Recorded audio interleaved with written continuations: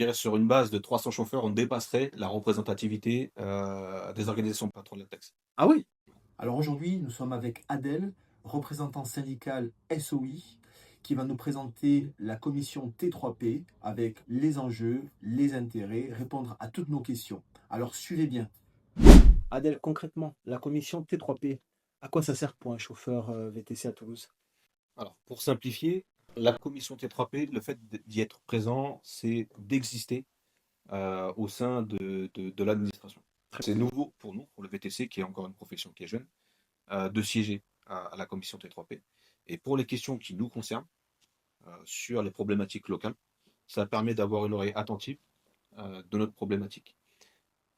Sans représentant fort, c'est-à-dire qui a une audience, cette audience se mesure par l'adhésion des chauffeurs, le nombre de chauffeurs, les problématiques, la vision ou la concertation avec notre profession sur des décisions qui seraient prises serait beaucoup plus considérée. Donc en fait, le chauffeur gagne en considération et en visibilité au sein de l'administration. Très bien, on comprend bien.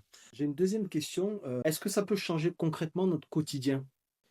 Alors par exemple, sur le cas des sites en tension, si je peux parler des sites en tension, c'est là où on va avoir les concurrents de terrain, comme les taxis. Là où les secteurs en tension, ça peut être la gare, ça peut être l'aéroport, ça peut être le cas du mythe. Ouais. Le mythe, il avait déjà été établi lors de sa conception d'une station de taxi, enfin un Oui. site un peu module de transport entre station de taxi, tram et bus. Ouais. Euh, Justement, dans le cas de la création du mythe, le fait que les VTC n'étaient pas encore représentés à la T3P, c'est pas un sujet qui est resté dans l'esprit de l'administration. Et donc, les prises en charge et les déposes des chauffeurs se faisaient à titre informel à côté du poste de sécurité. Donc on a demandé à ce qu'officiellement on ait un emplacement VTC pour faciliter la prise en charge et la dépose et une information pour les clients pour qu'ils sachent exactement où se rendre sur le lieu pour faciliter les prises en charge. Le fait que le syndicat se soit donc rapproché de Toulouse Métropole sur ce sujet-là, le manque de représentativité à ce moment-là n'était pas suffisamment conséquent, on a été écarté. Il y a bien un emplacement très récent qui a été enfin mis en place, multimodal pour les prises en charge et les dépôts des transporteurs, mais il est encore priorisé pour les taxis. Encore une fois, les VTC ils ont été écartés malgré que nous soyons sur place du fait que les représentants actuels ne pèsent pas suffisamment. D'accord, donc là on comprend parfaitement en fait l'intérêt voilà, de siéger à cette commission T3P pour les problématiques du quotidien que peuvent vivre tous les chauffeurs VTC. Ça nous permet, au sein de ces commissions, justement, les interactions avec les administrations ne sont pas suffisamment fluides ou qu'il y ait on va dire des grains de sable dans les échanges, la commission T3P, du fait que c'est une commission qui réunit plusieurs collèges, ça nous permet justement de mettre en lumière et avoir le représentant, donc le préfet ou le représentant du Ouais. préfet, sur des problématiques ou sur lesquelles on n'arrive pas à avancer. Euh, mais encore une fois, ça va dépendre de notre propos. D'accord, on comprend très bien. Une autre question, Adèle. Aujourd'hui, est-ce que les VTC sont vraiment représentés localement? Ils sont représentés du fait qu'il y a une structure qui existe, Ouais. mais pas suffisamment parce qu'ils ne soutiennent pas cette structure. D'accord, d'accord. Donc il y a un enjeu de peser davantage en étant plus nombreux. C'est exactement ce qui fait la différence. D'accord. Sur le cas donc, des sièges, par exemple à la T3P, ça se mesure au niveau de l'audience, donc Ouais. des adhésions des chauffeurs. Il faut savoir qu'à titre d'exemple, dans le secteur du taxi, il y a sur la Haute-Garonne à peu près 850 taxis, donc plusieurs secteurs, que ce soit la banlieue, Toulouse et l'aéroport, entre 850 et 900, j'ai pas les derniers recensements. Ces représentants, ils ont, si je ne me trompe pas, 6 ou 7 sièges. D'accord. Nous, en tant que VTC, donc, ils sont répartis en deux organisations patronales plus, comment dirais-je, le groupement de Capital Taxi, par exemple, Ouais. un représentant de Centrale Radio. Et nous, en tant que VTC, donc, on a notre structure qui a été retenue, donc SOI. Et à défaut d'avoir suffisamment de représentativité en termes de chauffeurs, nous avons qu'un siège, donc nous Ouais. pesons largement. D'accord, d'accord. Si vous préférez, on est moins élu. D'accord. Je pense qu'on comprend l'importance vraiment de nous fédérer autour du syndicat pour peser et être davantage représentés. Une autre question, Adèle, pourquoi on n'a pas le même poids que les taxis sur ces sujets? Justement, pourquoi au mythe notamment, on voit bien que les demandes qu'on peut soumettre à ces différentes structures ne donnent pas suite. C'est ce que je disais tout à l'heure. C'est pas une question d'ancienneté, parce que effectivement, il pourrait y avoir l'effet de se concerter plutôt, donner plus d'importance aux acteurs qui étaient là avant la venue du VTC. Mais là, on parle vraiment en termes de représentativité, on est en démocratie.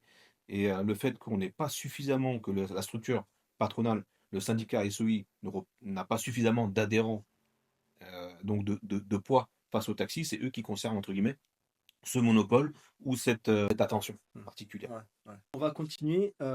Si demain, les VTC étaient justement plus organisés, qu'est-ce qui changerait concrètement dans leur quotidien? Absolument tout.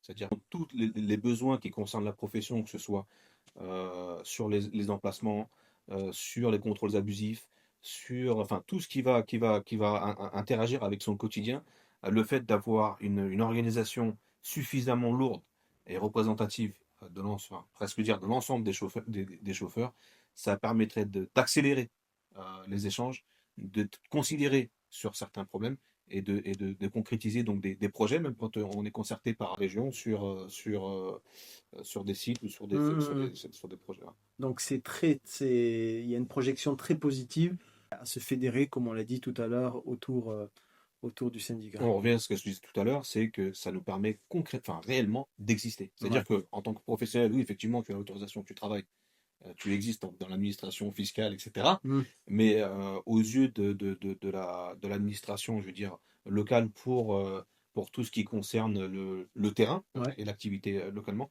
là, tu deviens Ouais. existant Ouais. et visible. Ouais. Aujourd'hui, un chauffeur qui ne s'intéresse pas à ça, il prend quel risque? De s'isoler, le fait de rester isolé, donc du coup, tu feras que subir. Mm. Tu subis le secteur, tu subis l'évolution du secteur sans être acteur et sans Mm. le façonner toi-même, sans D'accord. contribuer à le façonner. D'accord. On comprend très bien.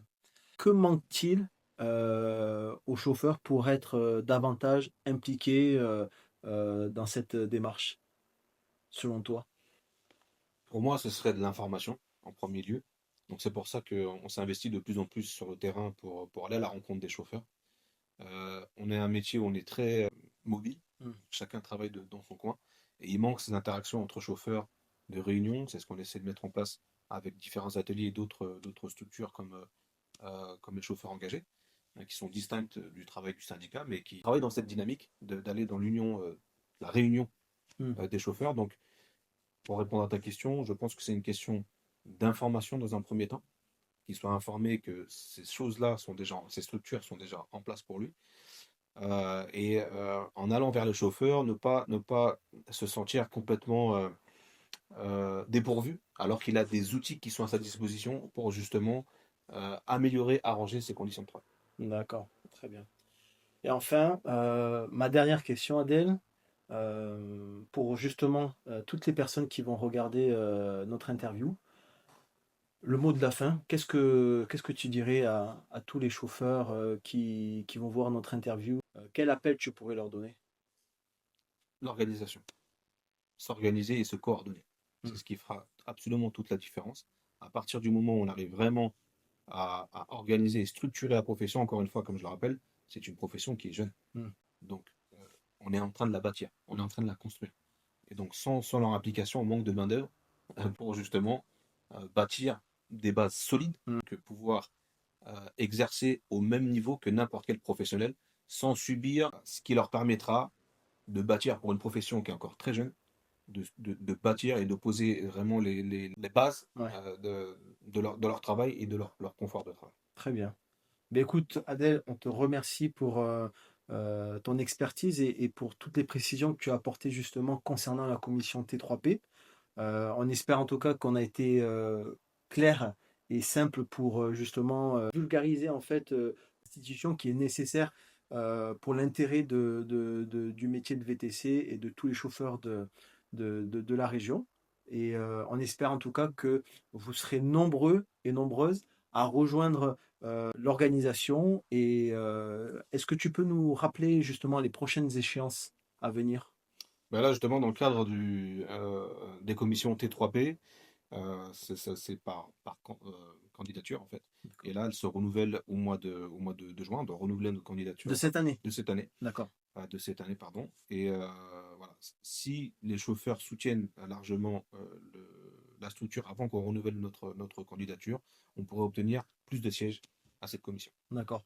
Concrètement, si on devait donner des chiffres pour justement être encore plus représentatif au niveau de cette institution, à partir de combien on peut se dire que voilà, là on pèse? Un ordre d'idée, je dirais sur une base de 300 chauffeurs, on dépasserait la représentativité des organisations patronales de taxi. Ah oui?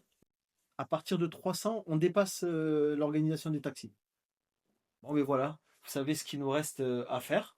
On compte sur vous. On va bientôt, je pense, lancer une nouvelle vidéo pour l'appel à l'adhésion auprès du syndicat. Et on espère nombreux et nombreuses à rejoindre justement l'organisation et peser encore plus dans la balance. Et n'oubliez pas, comme on a dit, le maître mot, c'est la coordination. Merci Merci Sofiane. Adèle.